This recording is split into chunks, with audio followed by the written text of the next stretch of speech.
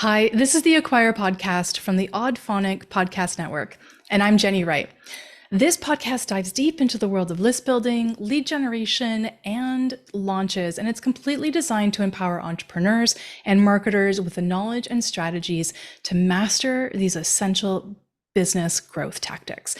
And I'm really thrilled today because we have a true marketing maven, and her name is Lorraine Ball. After escaping the corporate confines to pursue her passion for empowering small business owners, Lorraine has become a successful entrepreneur, author, and professional speaker. She's a beacon of marketing wisdom. She shares her knowledge with audiences from college classrooms to her own podcast called More Than a Few Words. I've been a guest on that podcast. When she's not diving into the world of marketing, you can often find Lorraine capturing the beauty of her travels through her camera lens and just enjoying life. And I recently found out she just celebrated 45 years of marriage, and I think that's amazing. So congratulations. And today, Lorraine is here to unravel the remarkable success story of one of her clients, Randall Beans. So as I understand it, we're going to get into this. Randall Beans is a manufacturer of beans in glass jars, well-established company. We're talking 75 plus years, maybe up to 100 years.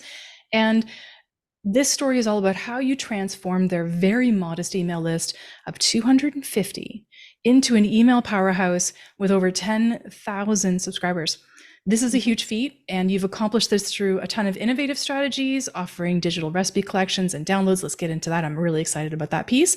And curating custom recipes with the help of some dedicated recipe developers. So a decade later, Randall Beans continues to enjoy a staggering 30% open rate. That is amazing. And the list keeps growing. So Lorraine, I'm so excited to delve into the specifics of this. Thanks so much for joining. It's so nice to be here. And I love talking about Randall Beans because they were a very, very long time client and certainly one of my favorites. And I like them in general. And I loved the success that we were able to create for them. Absolutely. And I know that was a long intro, but I needed to sort of set the tone and the lay of the land because I love getting into case studies. This is one of the reasons why this podcast has come about. Between my partner and I, we were just like, oh, wouldn't it be great to tell these kinds of stories? So can you walk us through the initial stages of transforming Randall Bean's email list from 250 to 10,000? What were the key strategies? What created that substantial growth? What was the timeline like? Just sort of fill in the gaps. So the first thing that you have to understand is this was a very established company. They'd been doing very, very traditional marketing. And as we came on, they really were looking for us to modernize, to update their image, because the biggest challenge they were facing was their clients, whether it was their target or not. The people that bought Randall Beans were late 60s and older. They were primarily the Walmart shoppers, discount grocers, which had sustained them for a generation. But that generation was dying off.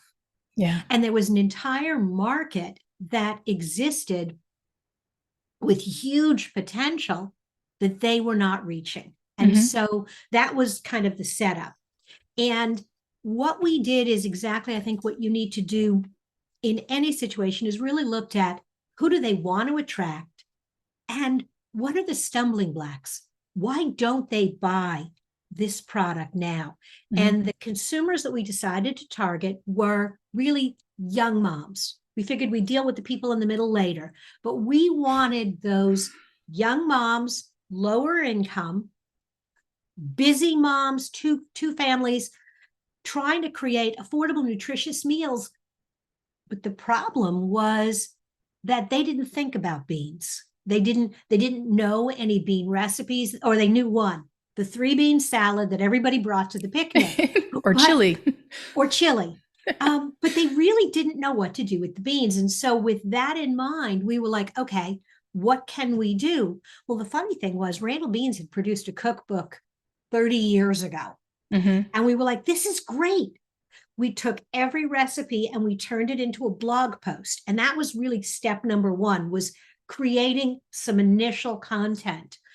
And we found some new photographs. Sometimes we made the recipe. Sometimes the owner of Randall Beans, Meredith, loved to cook. So she would make the recipe and we'd get these new photos. And that was the first step.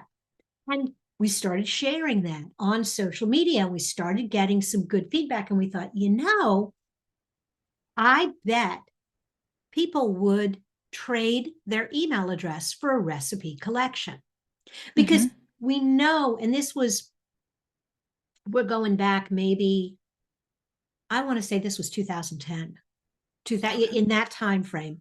So inbound marketing was in its early stages, but what we were already seeing was, if you created valuable content and you promoted it, even if that content was available on your website as individual posts, that collection had value, the convenience of the collection. And so we copied those recipes into it, honestly, into a Microsoft Word document. We created a pretty cover, a table of contents, saved it as a PDF, and built a landing page.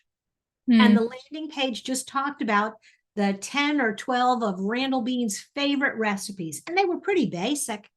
But as we started to promote that, it worked. We saw people giving us their email address in exchange for the recipe collection. So then the next thing that we did is we started emailing them. And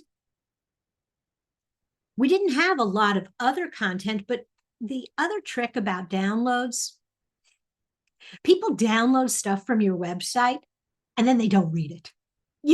All the time. They sign up for courses, they don't read it. But there was that original moment where they were interested. They really did want that info. So the first 10 emails we sent were the same 10 recipes. And it was okay. People were like, oh, this is cool. Yeah, this is great. Oh, I haven't made this yet.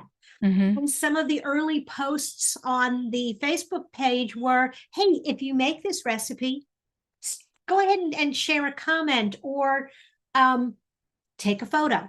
And as soon as that started working, we were like, okay, we need more recipes. Oh, wow. Yeah. And we started collecting recipes. We started diving into our own cookbooks and crediting where we got the recipes from. So we did not pretend these were our recipes, but we were like, hey, we found this great recipe on Epicurean.com. And we started sharing some of those recipes and started sharing some of those in the newsletter, even while we just kept promoting this original cookbook. And what we started to see was, in addition to the basic recipes, some of these really out there recipes that we had found links to were popular, and people were really responding well. So paying attention to the engagement and the interaction really helped. And then the next step was, well, maybe we could come up with some of our own recipes. Now, I got to tell you, not a chef. I mean, I'm a better cook now because I have more time. But 10 years ago, running a business, still dealing with kids at home, experimenting with recipes was not my thing. Okay. But we connected with, there were some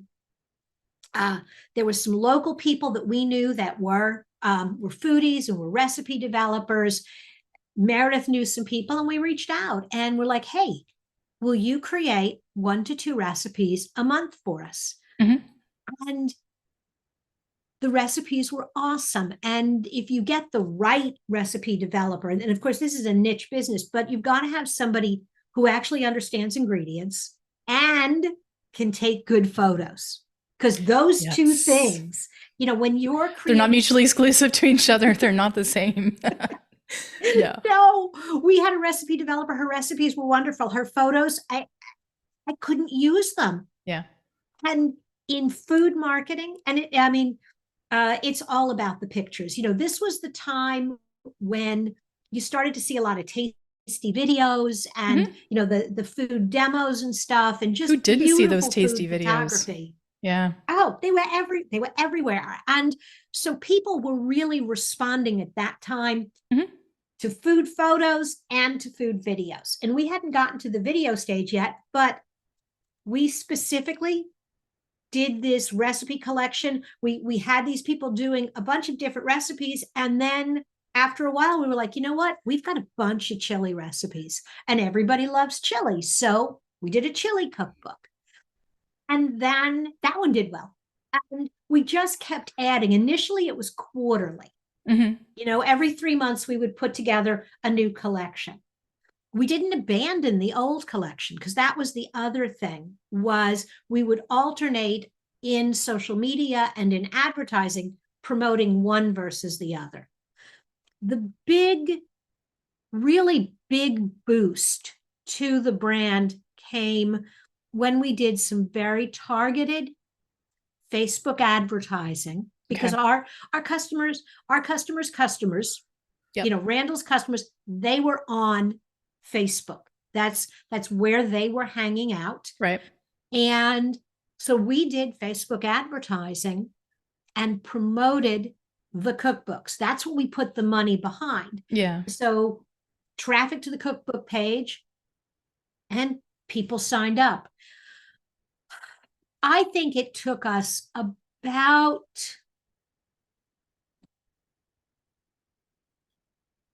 I want to say it might have been about 18 months to 2 years to get all the way to that 10,000. It didn't happen That's not bad. overnight. But But how much of that time did you have to invest into ads? Because, you can post on social media till for all your heart's content, but unless something catches, you're not going to get that growth on social and then getting them off of social into your email list. Obviously, using Facebook ads created a boost for you.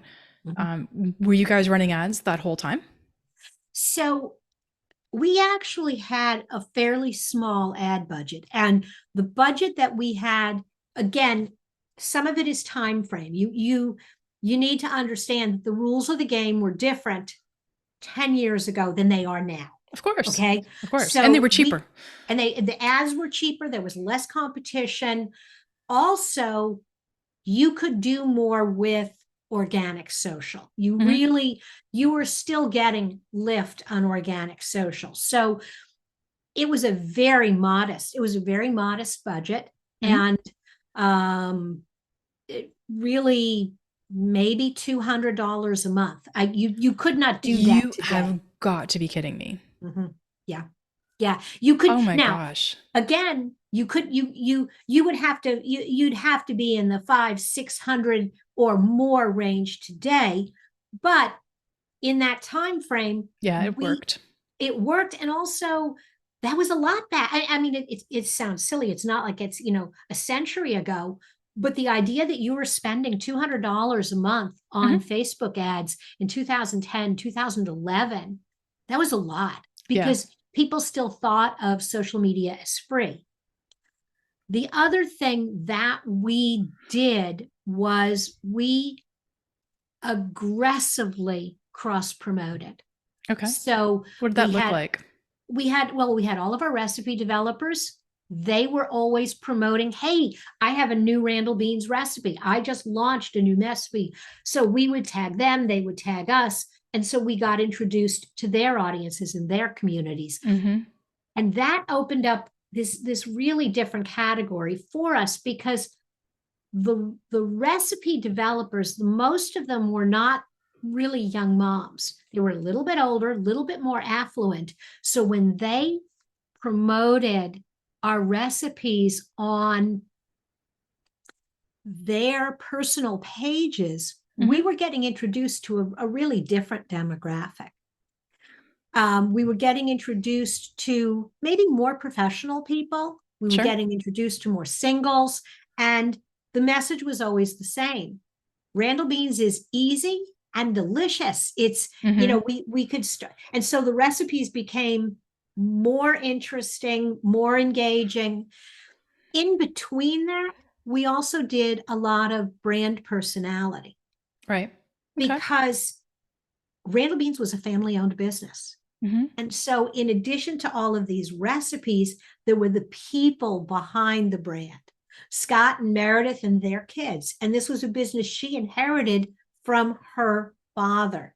Yep. And so there were to keep the Facebook page interesting, not only did we do recipe, we did the human interest stories. And I think that's one of the things that people forget about when they're doing lead gen is in between, you got to give people other things. You've got to give them other reasons to stay connected and follow you. And so, Meredith went to the local state fair and was, in a pig chasing contest, and that video blew up.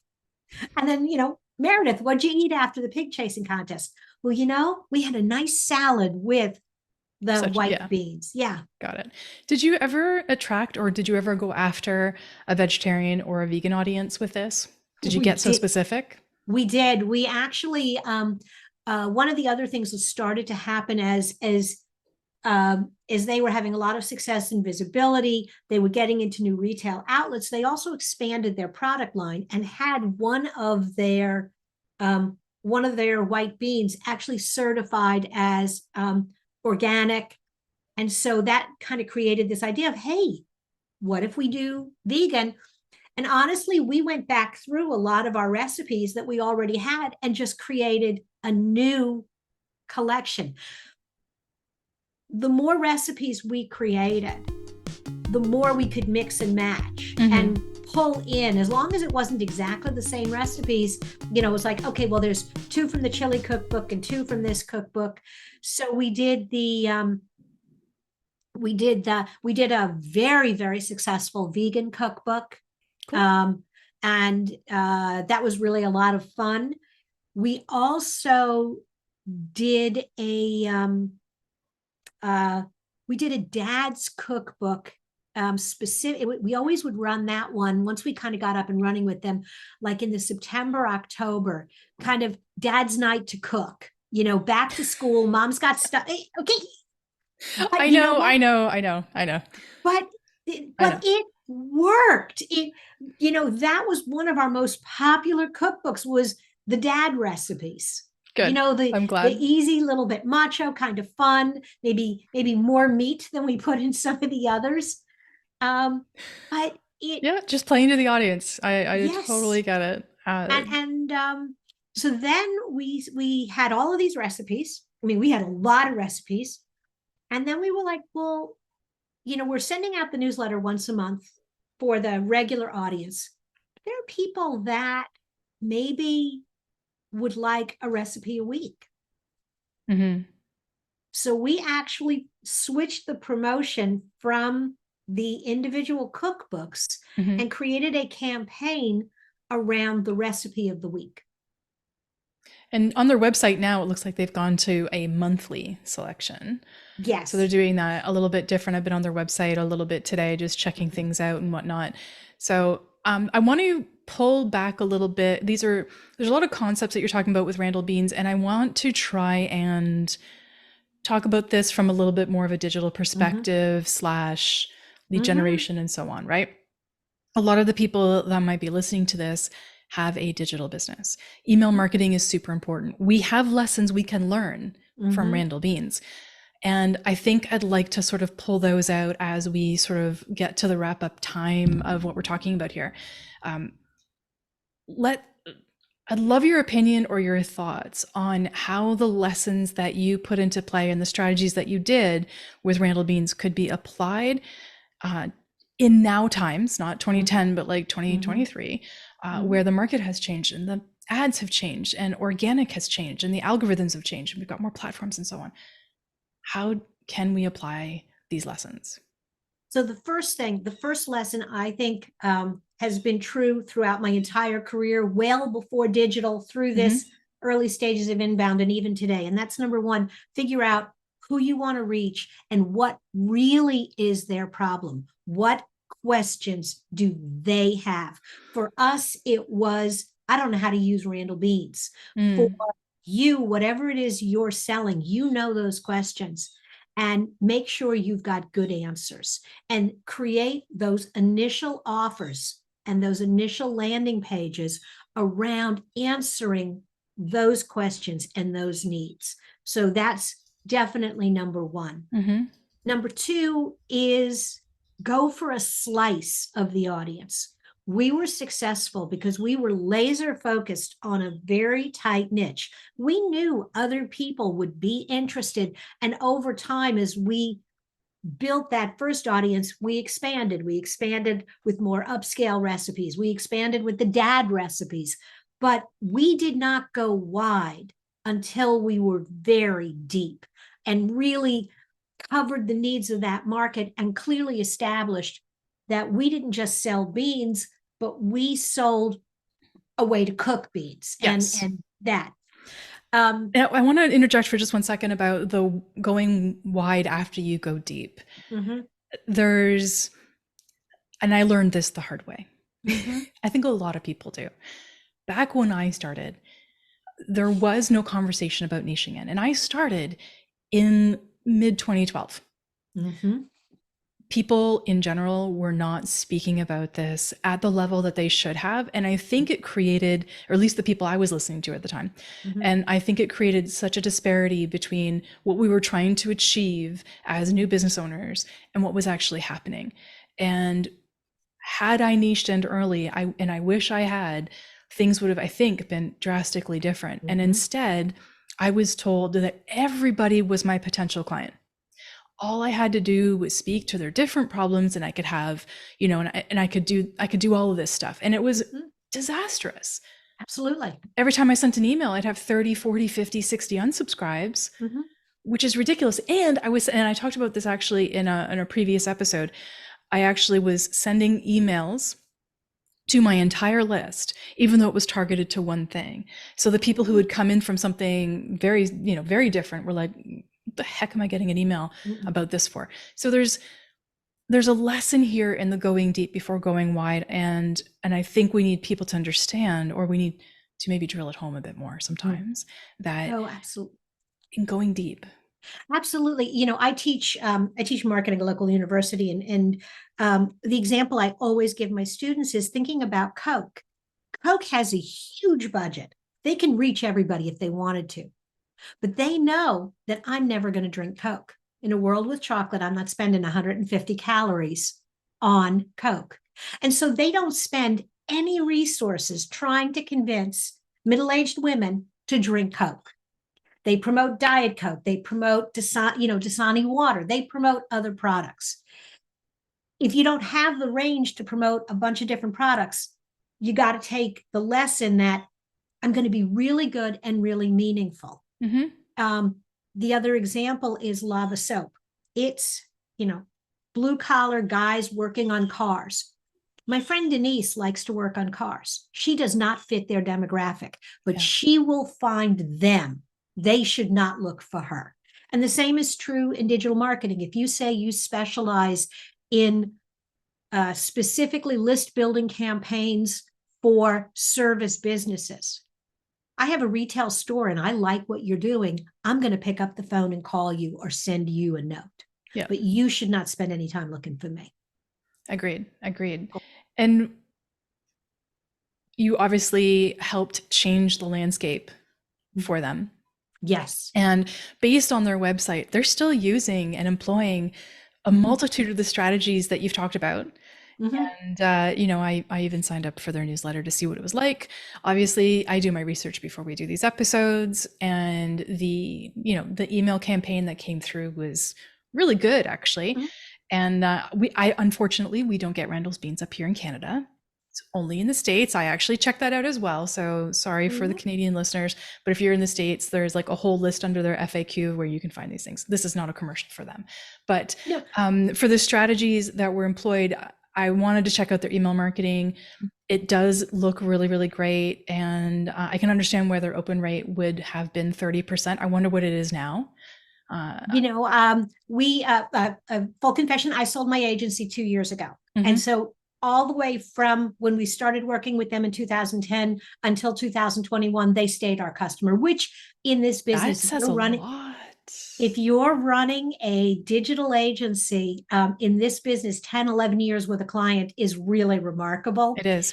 Um, and I was really excited because, and I still talk to the owner every now and then, and I was really excited when she was talking about the new agency that they hired, and the work this new agency is doing and how much it really lines up exactly with all the things that we taught them Well, and there's the really nothing foundations we different. built. Like, Lorraine, there's really nothing different in the fundamentals.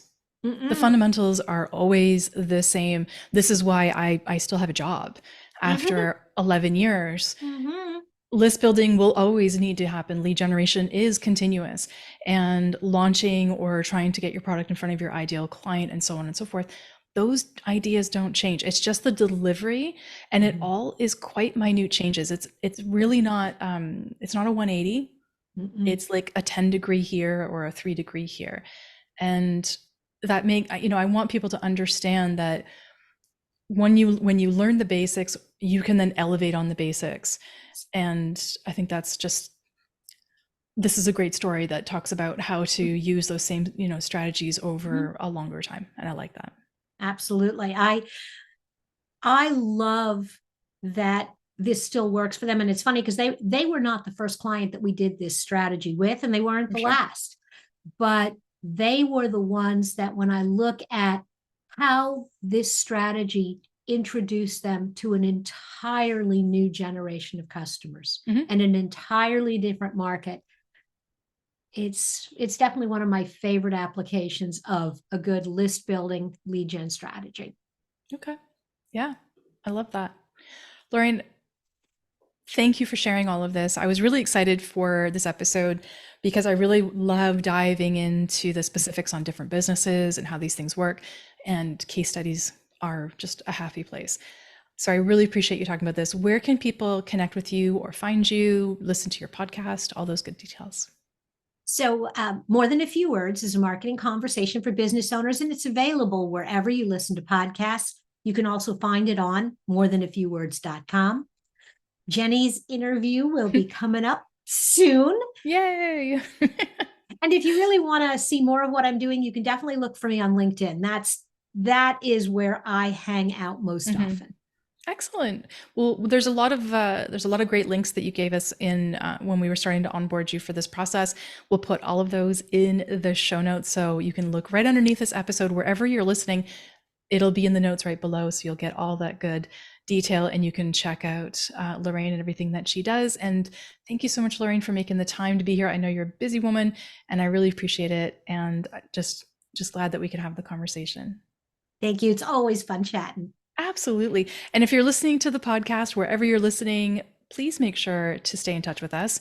Hit that subscribe button, give us a comment or a review so I know how you feel about what I'm doing. My whole job here is to try and enlighten you and share all the details about how list building and lead generation can be so great for your business and all the strategies that go along with it. So thank you so much for listening, and we'll see you all soon. Take care.